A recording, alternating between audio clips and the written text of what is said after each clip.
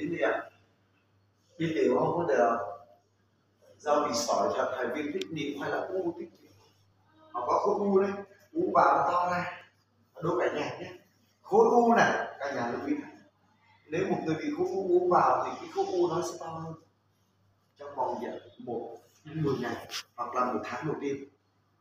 Nó như u nhọt của chúng ta đấy, cái u nhọt này muốn lành thì sao? Nó phải muốn mủ, đúng không? Nó phải có mủ vào máu là do cái anh miễn dịch của chúng ta làm. Thì nó tung cái mủ ra, nó máu mủ nó phải diện tung ra ngoài thì nó mới hết bệnh được. Cho nên từ cái thời gian đầu tiên khoảng tầm 1 tháng đầu tiên, u nó to này, cái người ta sợ không? Sợ xong rồi tung cái mủ ra, u nó vỡ ra. Ồ, cái này hay lắm đi nha. Ôi, sợ quá hả? Không, sợ quá. Rồi, đấy là cái vấn đề là gì? Nó tung ra ngoài thì nó mới lành được chứ. Cái u nhọt nó không vỡ thì làm sao nó lành? Được chưa? Thì nắm được tí này không? Cho nên phải hiểu về những cái chuyển biến tiểu. Nhưng riêng cái chuyển biến mà đi tiểu không được phải đi đến gặp bác sĩ. Bởi vì á, một người mà bị u và tiết niệu ấy, thì đôi khi khối u nó to lên, nó ngăn cản cái đường nước tiểu ấy, cái người ta đi tiểu không được. Cái thứ hai là cái người mà họ bị sỏi ha, khi đó cái viên sỏi thải ra ngoài ấy, thải ra không được, nó lớn quá, nó thải ra không được, thì lúc này là bị tắc lại, người ta đi tiểu không được. Thì lúc này đi đến bệnh viện, người ta bác sĩ người ta soi tán nhỏ ra để được chưa nào? Khi đó về đẩy ra lành bệnh, lúc đầu uống vào những người nào bị viêm tiết niệu uống vào kiểu gì đè ra máu rồi, đi tiểu ra máu ngủ lúc này người ta sợ không? Sợ. Rồi sao uống cái này có đi tiểu ra máu thế này, thực ra là đang thải ra ngoài. Cho nên cả nhà chúng ta phải nắm được phần chuyển biến tích cực này nhá. Được chưa nào? Ai mà hiểu về nhiều chuyển biến tích cực là người ta thành công. Giống như bác sĩ đồ này mô tả một phần cho chúng ta hiểu sâu hơn, đúng không ạ? Chúng ta hiểu sâu hơn từng góc như vậy, nghiên cứu về nhiều về chuyển biến tích cực chúng ta sẽ thành công. Và vậy thì câu hỏi được đặt ra, chuyển biến đó là do cái gì? Do sản phẩm hay là do cái gì trong cơ thể chúng ta làm ra điều đó? Là do cái gì? Do cái hệ miễn dịch của chúng ta làm việc chứ không phải là sản phẩm. Sản phẩm làm gì có quyền năng như thế? Sản phẩm chỉ là thức ăn của dinh dưỡng, là thức ăn của cái anh miễn dịch này thôi. Mình cho anh ăn, mình đánh thức anh dậy, anh trỗi dậy anh làm việc thôi, hiểu không ạ? Chứ không phải sản phẩm quyền lực đi làm uống vào ho không phải. Ho không phải là sản phẩm, mà là do miễn dịch mình làm việc cho mình. Nối từ đây xuống đây nhá. Hãy nhớ nhá, câu chuyện này nó có từng ý. Ai mà nhớ được các ý của câu chuyện rồi thì bảo đảm người đó sẽ có một cái sức mạnh sau này để truyền đạt ra cho người khác. Người ta đau, người ta chuyển biến, họ giỏi về hiểu về chuyển biến là gì. Mà chuyển biến này không phải vì sản phẩm, mà vì sản phẩm này nó nuôi dưỡng anh miễn dịch làm việc nó có chuyển biến như vậy, được không ạ? Cái anh miễn dịch mình ấy, anh hay lắm. Sáng này nói nhiều về miễn dịch chưa? Miễn dịch mình là như ngôi nhà mình xây dựng hàng rào bảo vệ mà.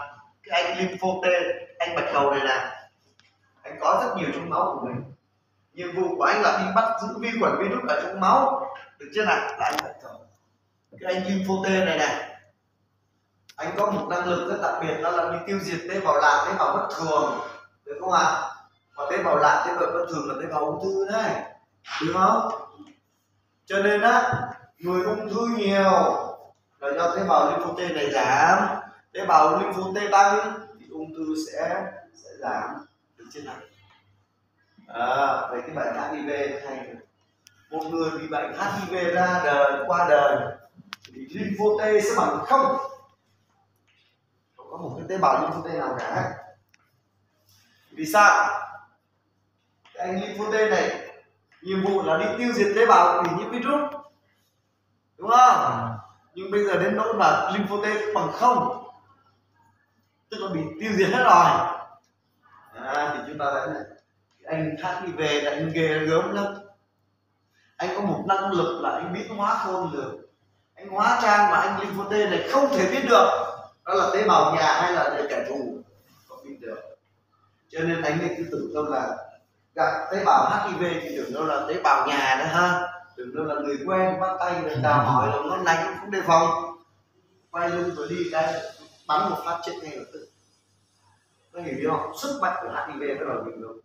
Cho nên nó gọi là căn bệnh thành niên, mà không có một loại thuốc nào có thể khống chế được sự biến hóa khôn lường của tế bào HIV của anh virus đó. Anh có thể biến hóa làm sao để tồn tại được.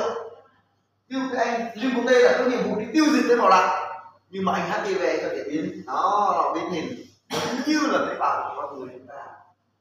Thế thì anh lympho T đi ngang qua gặp, ô xin chào anh chị em người nhà, người nhà thật đấy, vừa xoay lưng một cái tiêu diệt ngay được. Cho nên khi người HIV qua đời không còn một tế bào lympho T nào cả. Nhà hiểu vì sao HIV lại có thể tồn tại như vậy, mà là đại dịch và không thể chữa được không ạ? Cho nên một người mà bảo vệ cái hệ miễn dịch càng lớn. Vừa rồi này chúng ta có ai đi tiêm ngừa vaccine COVID-19 không? Có. Thì có thể là ở trên cao thì mình đi tiêm ngừa, nhưng mà tiêm ngừa vaccine COVID-19 là tiêm ngừa cái gì mà? Tiêm ngừa ADN, tức là tiêm ngừa một loại ADN của COVID-19 vào người mình. Tiêm vào để làm gì à? Cái loại COVID-19 được tiêm vào người gọi là vaccine đó là vô hại, đã được mã hóa. Và khi mình tiêm vào người thì cái anh miễn dịch này nè thấy một kháng nguyên lạ xuất hiện trong người, thì lúc này anh phải trỗi dậy để đi đánh anh virus COVID-19 đó. Nhưng anh này là anh vô hại, anh được mã hóa rồi, hiểu không ạ? Lúc này là anh miễn dịch này sẽ tiêu diệt cái anh COVID mà đã bị mã hóa rồi. Cái anh ấy đánh trận, thắng rồi, anh tập được một lần, hiểu không ạ? Tiêm mũi 2 tập được lần 2, tiêm mũi 3 tập đánh được lần 3, tiêm mũi 4 tập đánh được lần số 4. Cái COVID-19 thật nhảy vào một cái, tôi đã từng đánh cái anh này rồi, đúng không ạ? Tôi đã từng, anh này thì tôi nhớ là tôi đánh 3-4 lần rồi, thì bây giờ anh này tôi nhảy vào thì anh vô miễn dịch của mình đánh một phát, hai bên đánh nhau. Không. Nếu miễn dịch càng mạnh thì đánh nhau một ngày thì coi như là ngày đầu tiên dương tính, ngày thứ hai là âm tính, mà yếu hơn thì là 3 ngày là đánh thắng, đúng không ạ? Yếu hơn nữa 1 tuần đánh thắng, ta hiểu ý chưa ạ? Có nghĩa là mình đã kích hoạt cái hệ miễn dịch. Cho nên hệ miễn dịch đóng vai trò vô cùng quan trọng.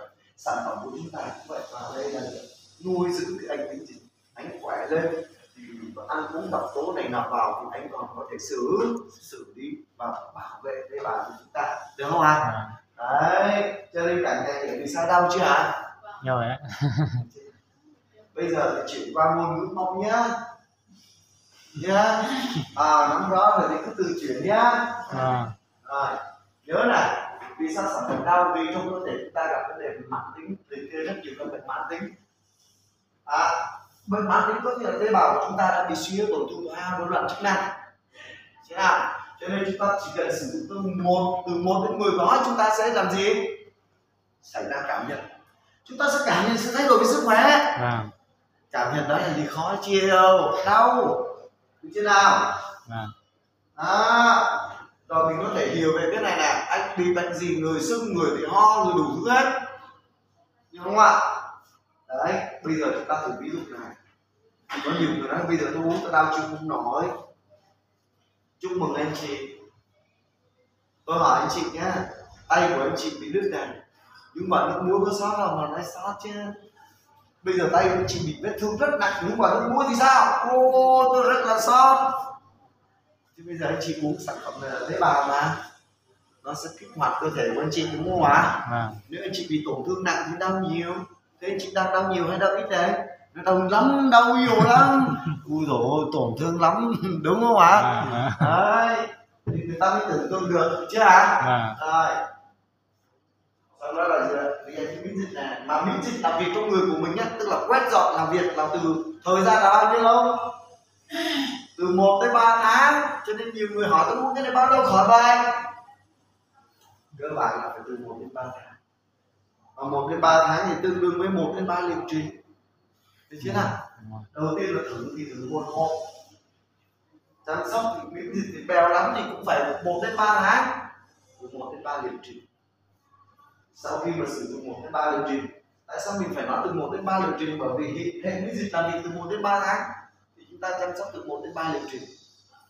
Đấy, tùy theo kim loại nặng ha, kim loại khó đào thải, những cái virus nó nhiễm nặng quá thì nó phải tùy theo cơ địa ở chỗ này.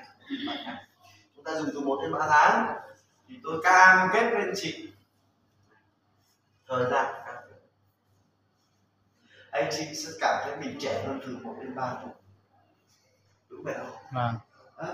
Sáng này có phải có nhiều người lên sử dụng sản phẩm thấy trẻ chúng ta không? Từ 1 đến 3 tuổi các anh chị sẽ khỏe hơn, sức khỏe sẽ được cải thiện khoảng từ 30% trở lên nhá, chứ không phải hết bệnh ở đây đâu, cải thiện từ 30% trở lên, đó là điều tuyệt vời chưa? Anh miễn dịch đã làm việc rồi ha. Rồi đó là một câu chuyện nhá, anh chị sẽ trẻ ra, khỏe ra, da dẻ hồng hào, đúng không ạ? Đây là điều tuyệt vời. Thế là hết một câu chuyện nhá. Đây là câu chuyện rất ngắn mà. 1 năm 9 tháng trước Sơn kể chuyện. Sơn kể câu chuyện cho các bạn gọi điện telephone, tôi có một cái trà biết nói hay lắm, trà tế bào gốc. Cái hỏi sao biết nói hay vậy? Bắt đầu kể cho bạn mình nghe những câu chuyện đấy. Bạn mình nói hãy cho đưa cho tôi nhập một liệu trình tôi dùng thử. Xong rồi sao mà hay quá vậy? Và từ khi kể tháng thứ nhất được 2,8 triệu, kể tháng thứ 2 được 40 triệu, kể tháng thứ 3 được 100 triệu, kể tháng thứ 6 được 200 triệu, kể tháng thứ 9 được hơn 300 triệu, kể 1 năm rưỡi nhớ là được 745 triệu ấy. Mỗi tháng ấy. Bây giờ tỉnh nào cũng có hiện đội nhóm hồ sơ là 38 quốc gia, chỉ vì câu chuyện thôi. Cả nhà nhớ nhé, để các kiến thức khoa học đó biến thành một câu chuyện, đã là câu chuyện thì mình có thể nói bất kỳ, đúng không ạ? Biến nó thành một cái câu chuyện mà đã là câu chuyện thì người ta rất là thích nghe. Ví dụ như Sơn đi một cái buổi tiệc nhé, đang nói chuyện này, anh này anh bị xương khớp nặng mà, hoặc là trò chuyện thế anh biết qua cái trà mà ta tế bào gốc không virus chưa? Thì ông nghe lạ mà, tại vì trà mà ta cũng lạ là tế bào gốc, hiểu không? Anh có biết những cái loại trà mà gọi là trà tế bào gốc không virus chưa? Anh thử dùng nó đi.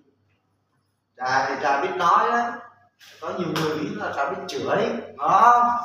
Ai dùng vào nói, ai dùng vào cũng mê, mà vấn đề của xương khớp của anh kiểu gì cũng bị chửi. Thế ông nói cái trà gì lạ thế? Thế ông hỏi thêm lúc ông tò mò rồi nhá. Được rồi, cho em số điện thoại đây nhá, về có gì anh em mình telephone. Tại vì ở bữa tiệc mà mình không nói ở đấy, chứ nói ở đấy người ta bảo là tôi cho ly cà phê ha, hai người đã nói chuyện riêng, cho nên là đi đâu cũng có thể nói cái nội dung câu chuyện này này. Cái người ta cũng hỏi, người ta tò mò, ai tò mò nói chuyện không tò mò. Thế thế này, ai mà thực sự quan tâm cho nên mình mở cái câu chuyện này ra một cái, hỏi nó cái sản phẩm gì mà biết nói biết chửi là thế nào, thì cho em số điện thoại nó gì.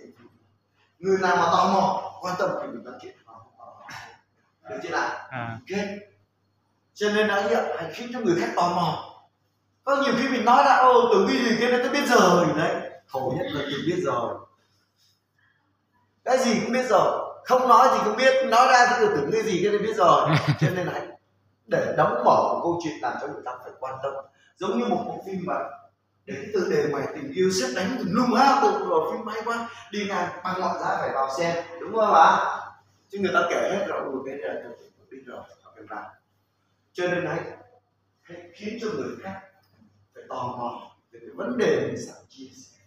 Cho nên bán thông tin và chia sẻ nó sẽ khác, đúng không? Nó hấp dẫn ở trong, chưa nói ra đâu, bảo đấy, nhiều khi gặp một người gặp phải vấn đề vô sinh nhá, đối với phái nữ liên quan tới sắc đẹp, mọi người phải dùng cái câu chuyện số 2, liệu pháp hormone tự điều trị. Ai mà làm spa dễ thu hút, họ dùng cái này dùng cái kia, bạn dùng nhiều cái không ok kìa, bị nám da, bị sắc đẹp cái gì vô sinh hẳn liên quan tới bệnh của phụ nữ. Thế bạn dùng đến cái liệu pháp hormone tự điều trị chưa? Liệu pháp này là liệu pháp gì nghe lạ thế? Đấy, liệu pháp này mới lắm, đơn giản và hiệu quả, đúng không ạ? Thế cuối cùng là cái người mà họ cần mình ấy, họ cứ theo mình, họ hỏi hoài, đúng chưa nào? Vì họ không biết liệu pháp hormone tự điều trị là gì. Lúc này chúng ta bắt đầu mới. Vậy thì liệu pháp hormone tự điều trị là gì? Là liệu pháp mà mình phải tác động vào đường tuyến nhiên, là thùy của não đấy. Tác động vào và cần làm gì ạ? Điều chỉnh lại. Nhớ nhá, tác động, điều chỉnh. Tác động là tác động vào tuyến nhiên, điều chỉnh là điều chỉnh tuyến nội tiết, và cân bằng là cân bằng cái hormone. Được chưa nào? Ba cái anh này anh là một bên bệ với nhau hết. Được chưa nào? Cho nên là gì? Mấy anh trung thần với nhau lắm. Cái anh tuyến nhiên mà suy giảm thì anh nội tiết anh thở luôn. Anh không cân bằng. Anh trung thần lắm. Đùa với anh không được đâu, đúng chưa nào? Anh tuyến nhiên mà giảm là cái tuyến nội tiết có vấn đề, và tuyến nội tiết có vấn đề thì anh hormone có vấn đề, chứ không phải. Cho nên anh hormone anh không cãi lời ai hết á. Tuyến nhiên mà giảm một cái là có vấn đề rồi đấy. Đấy, ông chủ tôi có vấn đề rồi, tôi không làm việc nữa, thấy chưa? Cho nên nó là đi một bên này, tuyến nhiên, tuyến nội tiết và hormone. Hormone thì tham gia vào tất cả các quá trình sinh học của cơ thể, từ quá trình trao đổi chất nộp vào, nhịp sinh học ngày và đêm, mình ngủ được hay mình thức, đó là nhịp sinh học ngày và đêm. Sự tăng trưởng và phát triển của tế bào, đứa trẻ mà lên thì nhờ gì ạ? Hormone tăng trưởng, đúng không ạ? Hormone về vấn đề sinh lý. Để do cái anh này, đó là cái anh này, anh đơn bình thường vậy thôi, nhưng mà ở đâu muốn hoàn thiện một cái gì ấy, không phải mời anh đấy, đúng không ạ? Anh phải hoàn thiện được. Được chưa nào? Thì cả nhà chúng ta phải nghiên cứu cái tuyến nhiên này. Người phụ nữ có một cái trục chính rất là quan trọng, đó là nào? Đi xuống là thính giác này, đi xuống nữa là cái gì? Bụng trứng này. Đấy, cái trục chính của người phụ nữ nha. Cái anh tuyến nhiên này là não mình này, đi xuống bụng trứng ấy là một cái trục. Cho nên khi mà tuyến nhiên suy giảm thì người phụ nữ sẽ liên quan đến vấn đề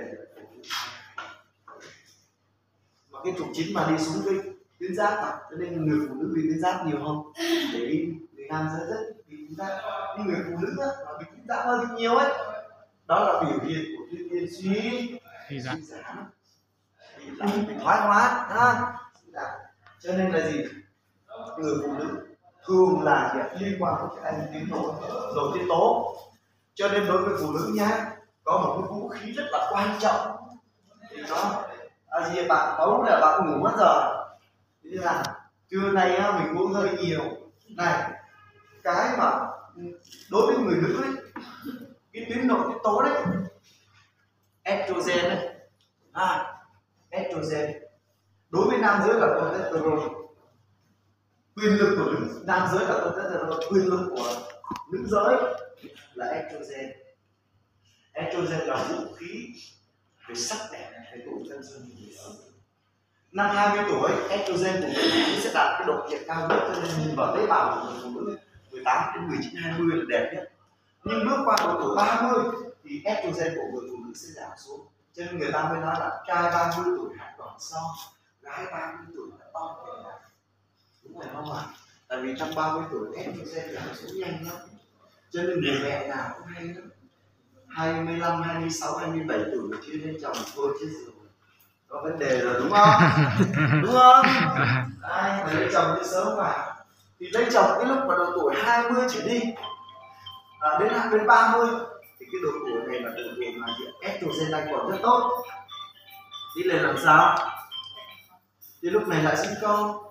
Mà sinh con thì cái tính nội tiết tố đấy nó sẽ bị ảnh hưởng, nào là bị nám, nào là môn tủ thứ, đúng vậy không ạ? Thì lại ảnh hưởng đến nội tiết tố.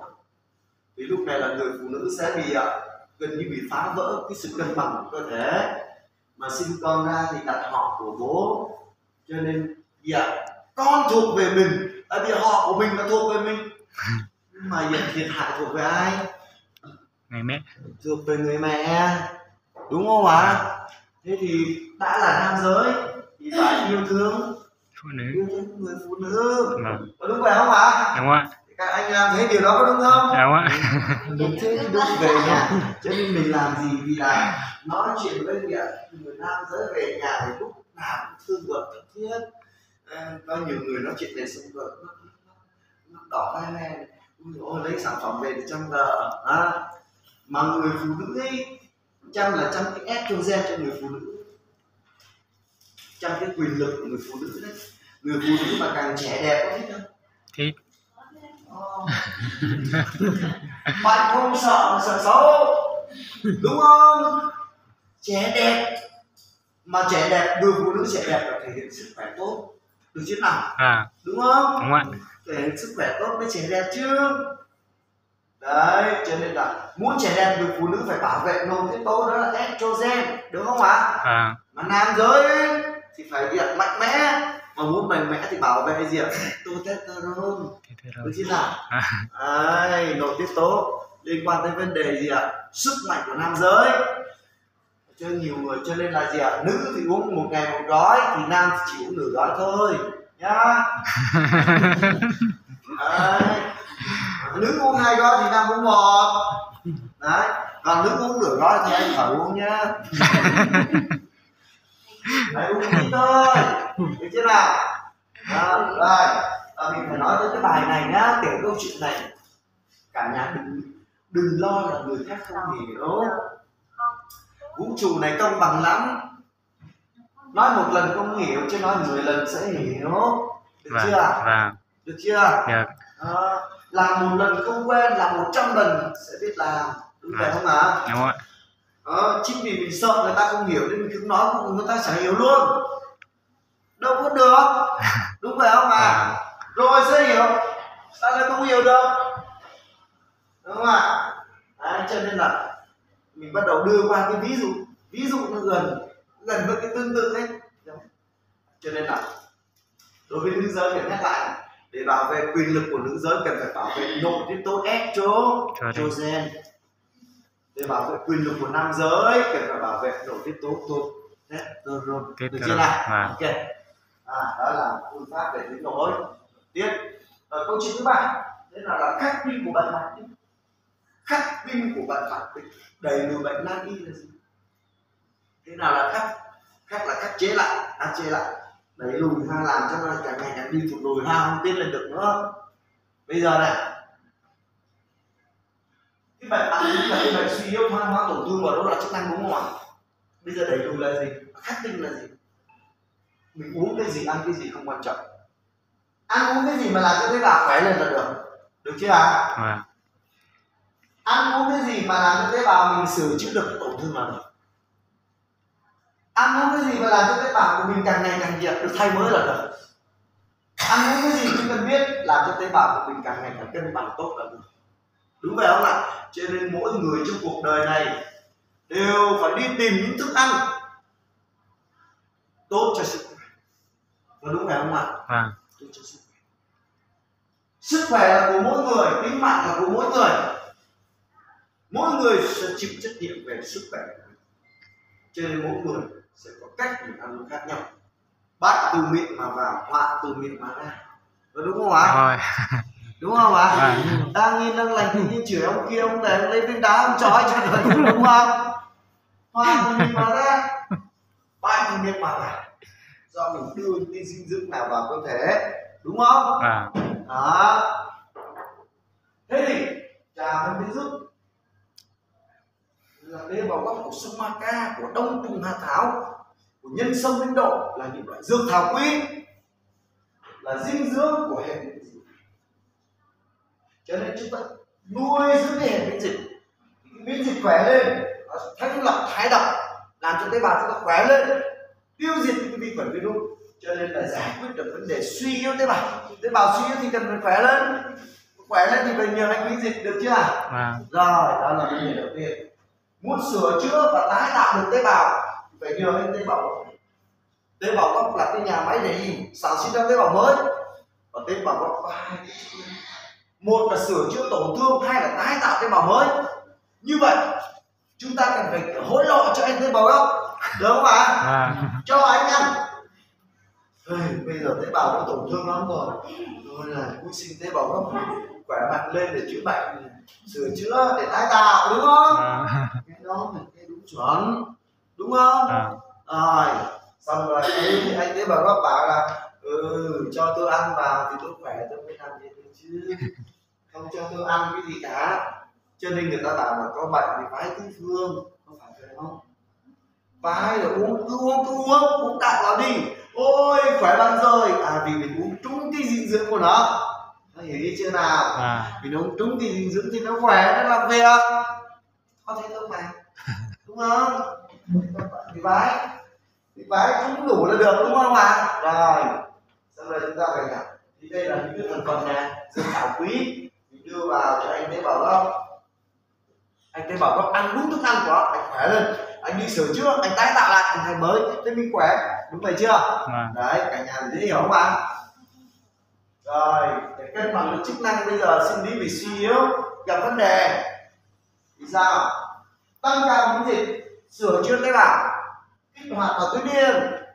Tuyến niên hôm giờ nằm ngủ nhá, hormone sinh lý nằm ngủ nhá, thế thì đưa vào đấy anh phải đánh thức dậy đi, sao mà nằm ngủ nhiều năm thế? Ăn đi, đây cái thức ăn này, anh ăn vào một cái, tốt quá khỏe, đấy làm việc thôi, được chưa nào? Đó là cân bằng về tuyến yên, đúng không? Cân bằng về hormone, kích hoạt của tuyến yên, cân bằng tuyến nội, điều chỉnh tuyến nội tiết và cân bằng về tuyến hormone nhá. Rồi bây giờ chúng ta nhớ 3 câu chuyện này nhé, không có gì khó. Sơn kể 3 câu chuyện này trong 1 năm 9 tháng. Kể giết bây giờ tỉnh nào cũng có người hết á, không có, đừng có làm cái gì mà khó khăn ghê gớm nhá, đừng có mô tả cái này chữa bệnh, no, chưa bao giờ mà Sơn phone với người bạn mình và nói là sản phẩm này chữa bệnh hết.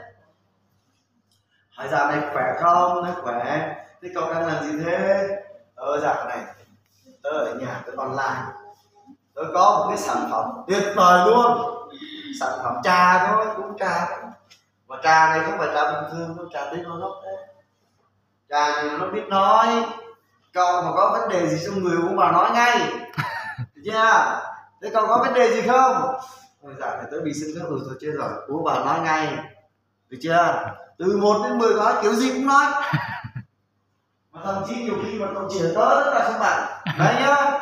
Thế bắt đầu tò mò, chuyển cho tớ uống thử xem là gì đấy, được chưa nào? Thì bạn mình bắt đầu tiếp cận sản phẩm mà dùng, nhiều khi nó chơi vậy phải dùng tập trung chỗ này thế kia.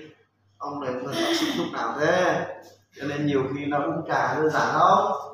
Trà tế bào uống vào biết nghe. Thế thì ai cũng thích hết, uống thử nó thật uống vào đâu có chịu đấy mừng nhá. Đấy, tế bào bị tổn thương nên mới đau, đúng không? Đấy, rất hay, đơn giản trong cuộc sống. Trên người ta bảo là khi cảnh giới cao nhất của trí tuệ là sự tự nhiên, đi đâu người ta cũng tự nhiên mà vui vậy thôi, mà người ta lại dùng, đúng không nhá? Đừng có nghiêm túc quá, người ta không dùng đâu. Nghiêm túc làm bác sĩ là ra đau gì bánh gì, đúng không ạ? Đấy, còn khi mà chúng ta làm vui vẻ, càng vui vẻ chừng nào thì người ta cũng uống thử trà mà, chứ đừng có nói thuốc nhá. Thuốc người ta sợ uống thuốc lắm. Tôi có bệnh gì đâu uống thuốc, chứ mình nói về trà này á, là trà tế bào gốc uống vào không biết nói. Ai cũng bảo trà thì tôi uống thử xem nó nói không. Tôi là nó nói thật mà không ạ, đúng không? Thế người ta mới thích dùng, chứ nói thuốc tôi không có bệnh gì cả, dùng làm gì, đúng không? Rồi bây giờ này, cách sử dụng liều lượng, cách sử dụng nhá. Nhớ này, 0 tuổi, phụ nữ mang thai, người già yếu mà họ đi không nổi,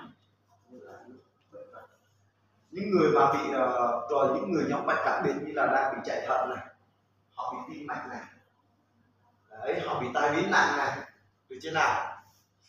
Rồi trẻ em dưới 12 tuổi xếp vào một nhóm.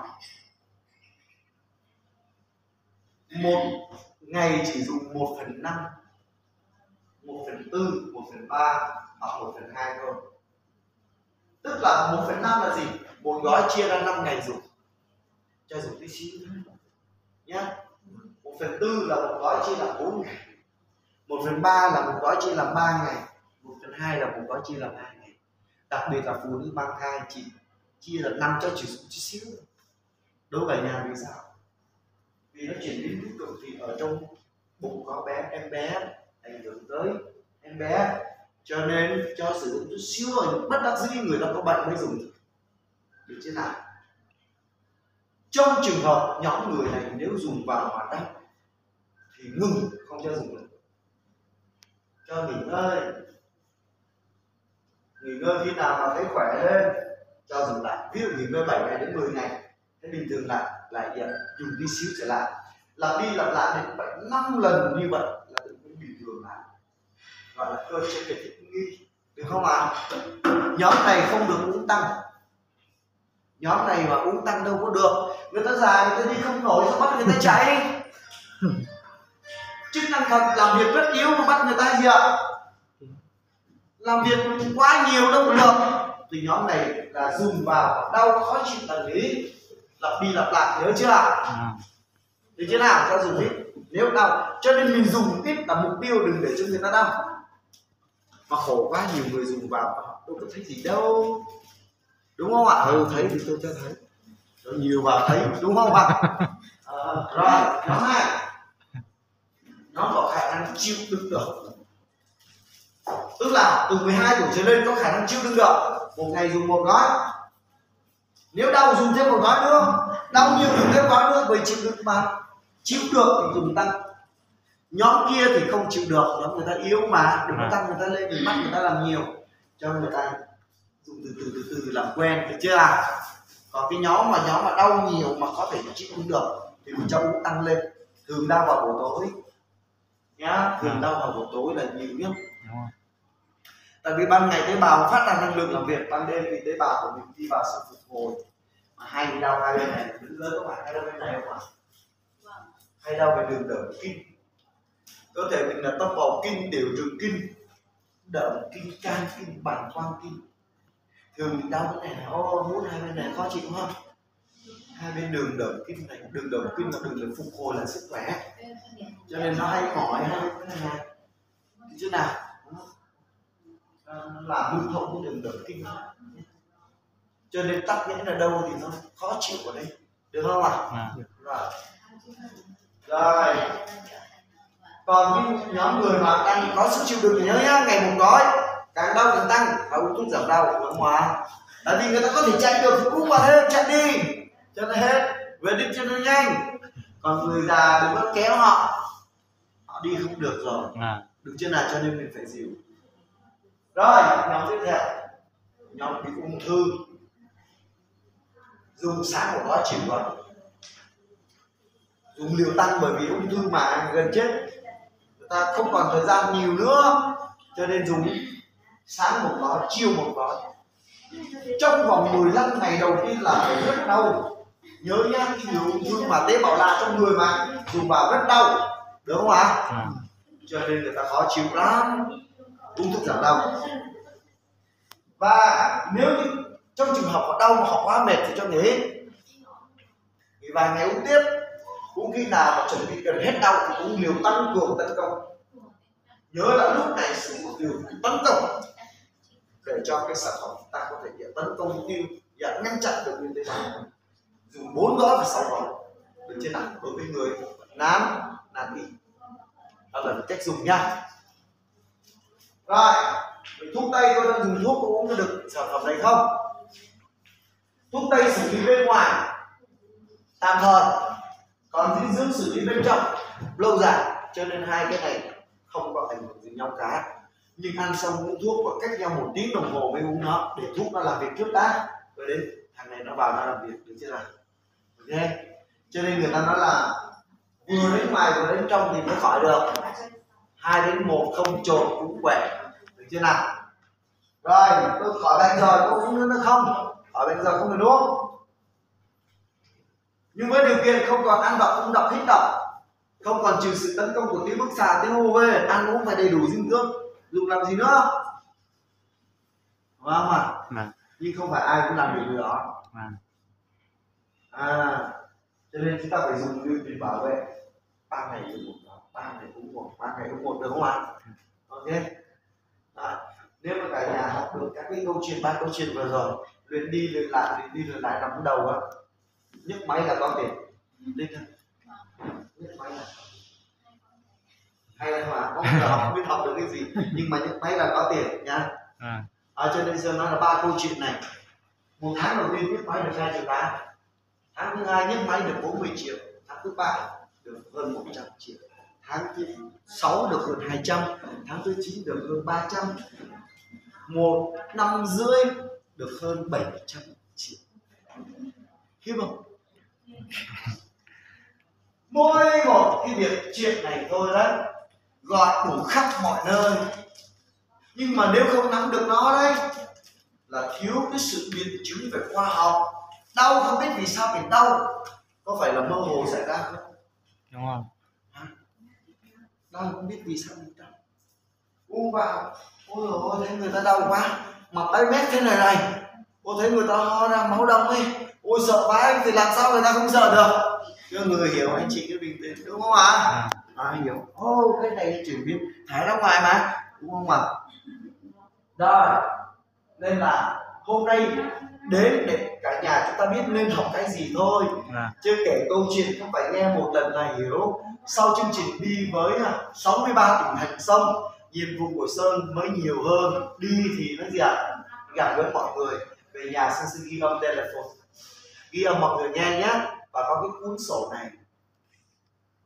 Tại sao Sơn viết bài sẽ để trống rồi?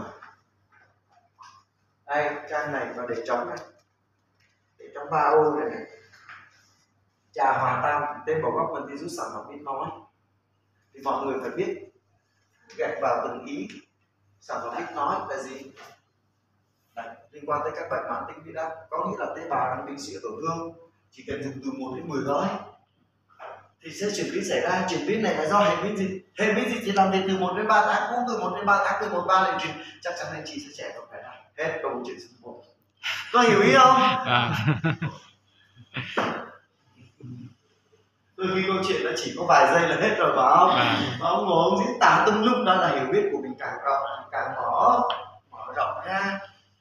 Tùy theo mỗi một người, tùy theo người bạn mà dùng cái ngôn ngữ nó khác nhau, đúng không ạ?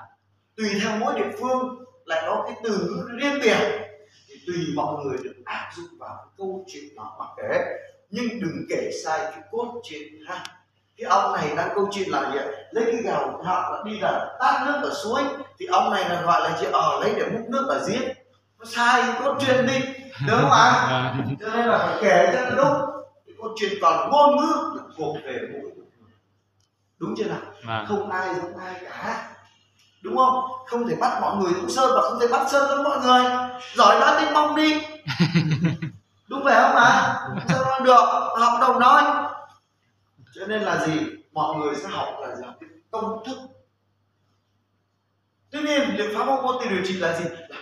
Đánh vào cái anh điện. Tuy nhiên lấy cái vô linh này vặn gọi là điều chỉnh liên tục tiếp. Được chưa nào? Chơi một bên cân bằng. Cân bằng là tốt nhá. Cân bằng học môn. Tuy nhiên có quan trọng không? Có chứ, nó ở não mình mà. Nó là nhà máy, nó là bộ chỉ huy mà, đúng không ạ? Bắn chết anh chỉ huy là coi như mà loạn à, đúng không ạ? Nội tiết tố quan trọng vô cùng. Cân bằng cái hormone thì cả nhà phải đọc qua một tí xíu, đúng không ạ? Đấy, còn nhà chưa giỏi cứ học câu chuyện số 1 thôi, đúng không ạ? Và mai mốt là đừng có nói là đi chữa bệnh nhá. Gặp cô này như bạn gì? Cô ơi, có lại trà này người ta nghĩ là khắc tinh của bệnh của cô đấy. Cô bị bệnh gì? Cô nói cô bị đại trà, chỉ nặng lắm con ạ. Ui giời, cô uống đại trà thì người ta bảo là khắc tinh bệnh của cô đấy. Nó đẩy lui được bệnh của cô ngay, được không? Thay vì cô ơi cái này nó chữa bệnh, cô đã gọi là chữa bệnh thì người ta nghĩ tới bác sĩ. Ui dạ vâng, cảm ơn bác sĩ, hóa ra mình không phải bác sĩ. Ui giời, tưởng anh bác sĩ, tôi mới nghe anh không phải bác sĩ, tôi không nghe đâu. Đúng không? Cho nên là cái này trà này gọi là khắc tinh của bệnh mãn tính, đẩy lui được bệnh nan y đây, trà đấy. Trà này tế bào gốc hay lắm, đúng không ạ? Đấy, thay vì có những từ thì mình thế vào. Cả nhà nắm được chưa ạ? Có. Nắm được rồi thì cứ đi kể càng ngày càng giàu. Vâng. Kể càng ngày thì thiên hạ càng biết, được chưa nào? Đấy, đó là ôn lại bài học sáng nay. Bây giờ là bài quan trọng tiếp theo.